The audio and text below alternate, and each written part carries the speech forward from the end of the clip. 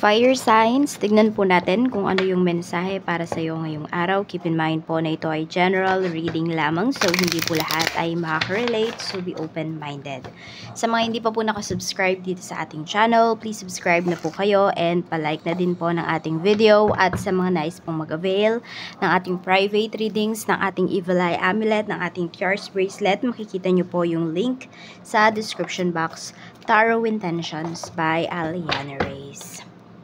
Ayan. So, by the way, yung atin pong Tiaras Bracelet ay sold out na po as of now. Ayan, kung kailan nyo napapanood yung video natin na to, ito lang po muna yung ating available. Yung ating, ayan, Evil Eye Necklace.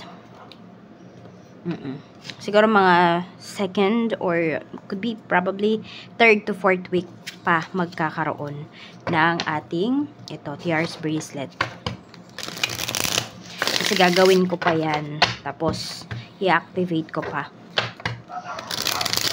Kaya, sa mga gusto na lang magpa-reserve, ayan, message na lang po kayo sa ating Facebook page at sa ating email, Gmail. Nandyan yan sa description box.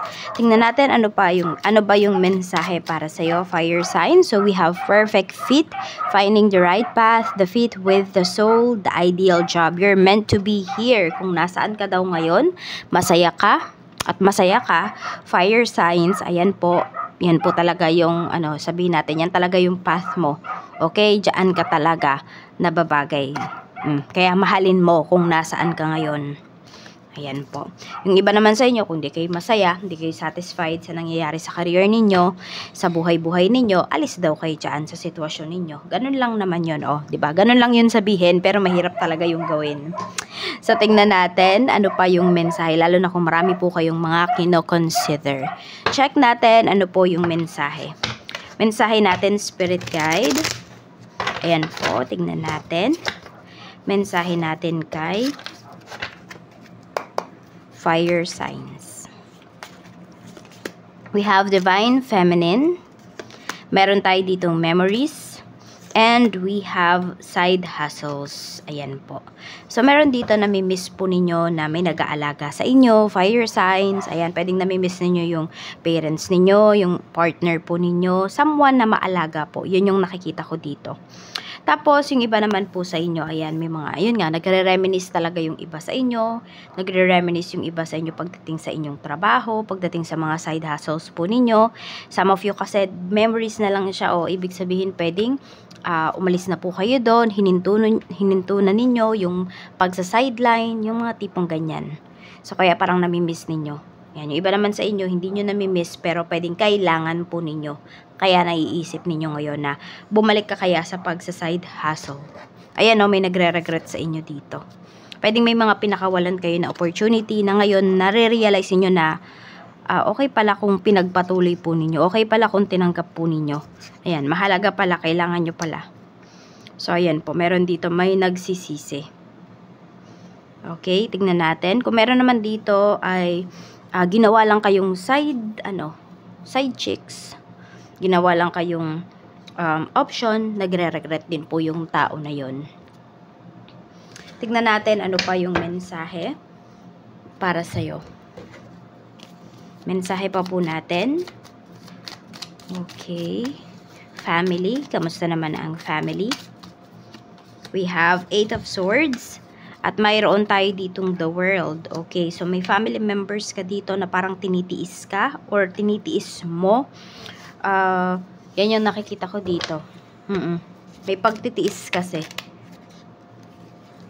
Parang it's either pagtitiis na malayo sa kanila or yung family members mo, may family members ka dito na nasa ibang bansa. Yun, parang tinitiis mo na nasa malayo sila. Or meron po dito nagtitiis kayo sa mga maling ginagawa ng family members po ninyo. Pagdating naman sa iyong mga kaibigan, we have 9 of Swords at meron tayo ditong 6 of Pentacles. So meron ba dito na kaibigan mo na hindi pa nagbabayad sa'yo? Ayun, so pwedeng may may hinihintay kayo dito na magbayad. Ayan po, hindi na mapakali yung taong to actually. Itong friend mo na to kasi pwedeng hindi niya alam kung paano ka ba niya mababayaran. Or meron kang kaibigan dito na hindi naman siya sa'yo may utang, pero pwedeng may mga atraso siya sa ibang tao at yun yung nagpapakabagabag sa kanya ngayon. Maaring lumalapit siya sa'yo, ganyan, nanghihiram siya, yun yung dahilan. Meron kasi siyang ibang pinagkakautangan yung taong to, pero pwedeng hindi yun yung sinasabi niya sa'yo. Tingnan natin, pagdating naman po sa iyong love life. So, we have the Tower and we have Ace of Cups. Pwedeng may bigla na lamang ditong mag-confess sa'yo ng nararamdaman. Pwedeng may magyaya sa'yo ngayon. Ayan po, makipag-date pa. Ayan. Tingnan natin. There's lots of emotions. Yung iba sa inyo na overwhelm kayo dito pagdating sa inyong relationship. We have King of Cups. May magko-confess po sa inyo dito. Fire signs. Tapos, yung iba naman sa inyo is pwede po na sa sobrang emotional po ninyo, kontrolin ninyo yan kasi pwedeng mauwi sa hiwalayan yung inyong relasyon. Or kung meron man kayong pag-uusap dito ng person mo or ng asawa mo, pwedeng hindi siya, parang hindi siya mag-turn sa positive side. Tignan natin ano pa yung mensahe para sa'yo pagdating naman po sa iyong kaperahan.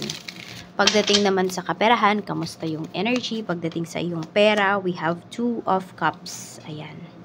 At mayroon tayo ditong Judgment. Tapos, meron tayo ditong 5 of Wands. So, may pag-uusap. Dito, pagdating sa kaperahan, ayan. Ayan po. Maganda naman yung pinapakita dito. Kasi pwedeng meron nga talaga na family members po ninyo na nasa ibang bansa. Or pwede nga kayo yan eh. Fire signs. Ayan. Kayo yung nagsisustento sa kanila. Kaya lang, ang hindi maganda dito is merong pinag-aawayan in terms of finances.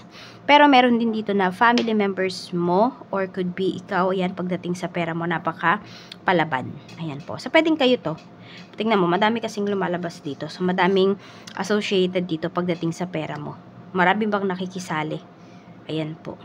So, yan yung nakikita ko dito. Parang may nag-aaway-away. So, pwedeng kailangan mo lang tong pagdesisyonan. Ayan. Yes, decision mo talaga. Parang yun yung pinapakinggan po nila, fire signs, yung decision mo. So, parang kung ano man yung magiging decision mo dito, susundin po nila pagdating dito sa pera. Yung iba naman, pwedeng meron kayong bibilhin or meron dito makikipag-deal regarding sa property. Either bibili kayo or ipagbibili po ninyo kung meron man po kayong property. Tignan natin ano pa yung mensahe pagdating naman po sa trabaho. Sa trabaho naman, we have the Hermit and we have 7 of Cups. Ayan. So, actually, napakadami mo pong gagawin ngayon, fire signs, pero parang sinasabi mo sa sarili mo, one step at a time lang kasi hindi mo matatapos kapag inagad-agad mo yan lahat. Yan, tsaka nako-confuse pa yung iba sa inyo kapag, yun nga, pag madami kayong hinaharap dito. So, isa-isa lang talaga. Ayan po, minamanage mo yung time mo ngayon pagdating dito sa trabaho. Tignan natin. Parang ayaw mo bang naguguluhan? Gusto mo maayos lahat? Ano mo yung organize lahat? Pagdating naman po sa negosyo, we have Ace of Wands at mayroon tayo ditong Strength. Ayan po. Pagdating naman dito sa iyong negosyo, meron ba kayong gustong simulan? Meron kayong gustong i-market dito? So, simulan nyo na daw po. I-market nyo na. Sabi sa inyo ni universe, okay, ipagpatuloy nyo na to or gawin nyo na kung ano man yung mga ideas po ninyo. Kasi, pwedeng makatulong talaga to sa inyong business. Yan, mas mapataas pa nito yung inyong sales. Tingnan natin kung sino man tong may gustong sabihin sa'yo. Tingnan natin ano pa yung gusto niyang sabihin sa'yo. Ano yung gusto niyang sabihin sa'yo? We have, I hope to have a future with you one day. Ayan po. Kaya nga kung meron kayong alitan ng person mo ngayon, mag-relax po kayo. Kasi nga, pwedeng yun talaga yung gusto niya, pero hindi yun yung outcome na makukuha niya dito sa pag-uusap ninyo or the other way around. Tingnan natin. Ito po yung inyong mga lucky numbers. We have number 43. Meron tayo ditong number 16. 9, 51, and 15. So, 43, 16, 9, 51, 15. Kulang pa pala ng isa pa. And we have number, yan, ano pa? 46. Tama ba? Ayan. 43, 16, 9, 51, 15, and 46. Yan po yung inyong lucky numbers. Maraming salamat po. Mag-iingat kayo always and more blessings to come.